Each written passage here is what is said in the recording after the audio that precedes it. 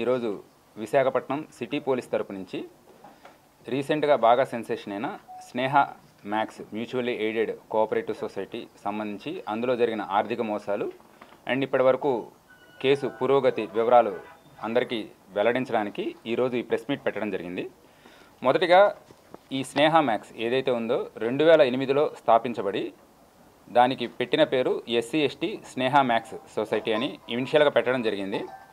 అంబేద్కర్ గారి ఐడియాలజీతో మొదలైంది అని చెప్పేసి, అలానే ఎవరైతే సరే డిపాజిట్స్ చేస్తారో డిపాజిటర్లందరికీ కూడా అధిక మొత్తంలో రిటర్న్స్ ఇస్తాము అని చెప్పి నమ్మబలికి ఎక్కువ మంది దగ్గర నుంచి డిపాజిట్స్ సేకరించడం జరిగింది. సో ఇప్పటి వరకు తెలిసిన ఎంక్వైరీలో సుమారుగా 2504 మంది డిపాజిటర్లు ఇందులో డిపాజిట్లు పెట్టడం జరిగింది. అండ్ డిపాజిట్ చేసిన టోటల్ అమౌంట్ సుమారుగా 55 crores 55 కోట్లు ఇందులో ఇప్పటిదాకా పెట్టుబడి పెట్టారు. అండ్ రీసెంట్గా మనకి డిస్టిక్ కోఆపరేటివ్ సొసైటీస్ వాళ్ళ దగ్గర నుంచి AP max act, AP mutually aided cooperative society act 1995 ప్రకారం సెక్షన్ 29 ప్రకారం ఇందులో ఆడిట్ చేయడం జరిగింది.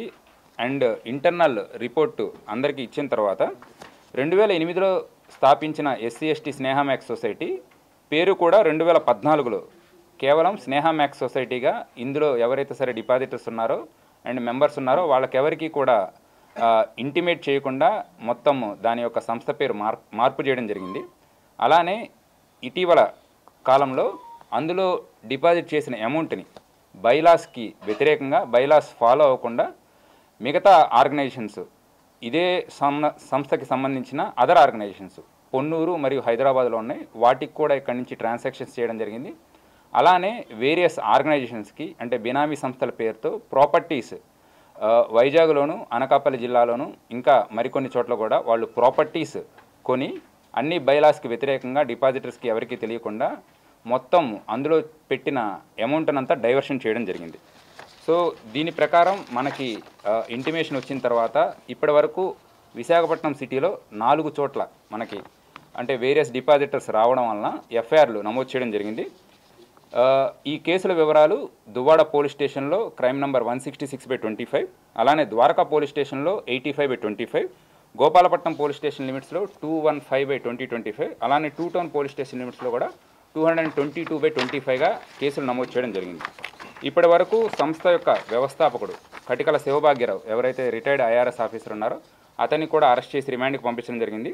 అతని 2 కుమారులు శ్రీకాంత్ మరియు క్రాంతి కుమారు, వీళ్ళని కూడా మనం అరెస్ట్ చేసి పంపించడం జరిగింది.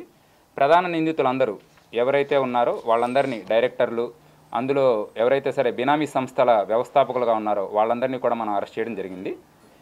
దీనితో పాటు ఇప్పటి వరకు వాళ్ళు ఎక్కడెక్కడ సరే ఆస్తులు కొన్నారో బినామీ ఆస్తుల వివరాలు కూడా మనము సేకరించడం జరిగింది.